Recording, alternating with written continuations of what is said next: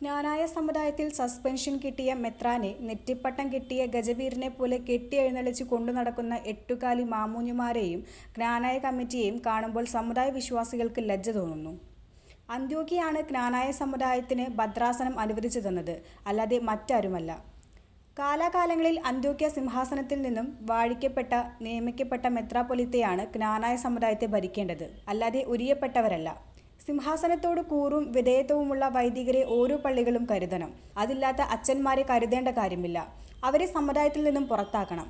ജ്ഞാനായ സമുദായത്തിലെ ഇപ്പോഴത്തെ സങ്കീർണമായ പ്രശ്നങ്ങളെക്കുറിച്ച് അസോസിയേഷൻ സെക്രട്ടറി സമുദായക്കാരെ തെറ്റിദ്ധരിപ്പിക്കുകയാണ്. പരിശുദ്ധ പാത്രിയാർക്കീസ് ബാവയുടെ കൽപ്പനയ്ക്കെതിരായി സ്വന്തം ഭദ്രാസന സെക്രട്ടറിയുടെ മകനെ കൊണ്ട് പരിശുദ്ധ ബാവയെ ഒന്നാം പ്രതിയാക്കി കോട്ടയം മുൻസിഫ് കോടതിയിൽ കേസ് നൽകുകയും സ്റ്റേ സമ്പാദിക്കുകയും ചെയ്ത സെവോറിയോസ് തിരുമേനിയും അസോസിയേഷനും ചേർന്നാണ്. പ്രസ്തുത സ്റ്റേ നീക്കം ചെയ്യുവാൻ ഒന്നാം പ്രതിയായി ചേർത്ത പരിശുദ്ധ ബാവ ഒരു അപേക്ഷ അതേ കേസിൽ മുൻസിഫ് കോടതിയിൽ നൽകിയതിനെ പരിശുദ്ധ ബാവ പുതിയ കേസ് നൽകിയെന്ന് തെറ്റിദ്ധരിപ്പിക്കുന്ന പ്രചാരണങ്ങളാണ് അസോസിയേഷനും സെക്രട്ടറിയും നടത്തുന്നത്.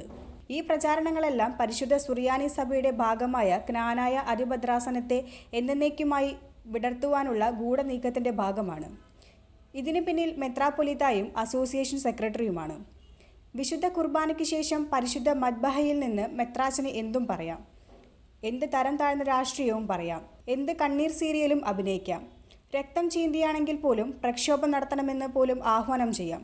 അതിലൊന്നും തെറ്റില്ല. പക്ഷേ ആരെങ്കിലും തിരിച്ച് ഒരു ചോദ്യം ചോദിച്ചാൽ അപ്പോൾ കിളി പോകും. പിന്നെ എന്തൊക്കെയോ പുലമ്പും. അങ്ങോട്ടൊന്നും ചോദിക്കാൻ പാടില്ല. ഒരു ചോദ്യത്തെ പോലും ഭയക്കുന്നവർ ഈ സ്ഥാനങ്ങളിൽ ഇരിക്കരുത്.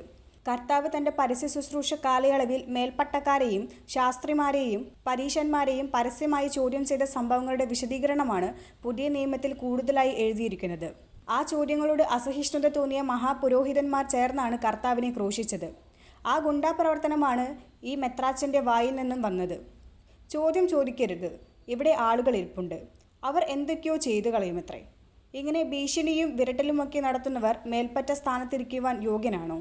ചിന്തിക്കുക. പാത്രിയാർക്കീസ് ബാവയെ അംഗീകരിക്കുക, അനുസരിക്കുക. അനുസരണമാണ് ബലിയേക്കാൾ ശ്രേഷ്ഠം.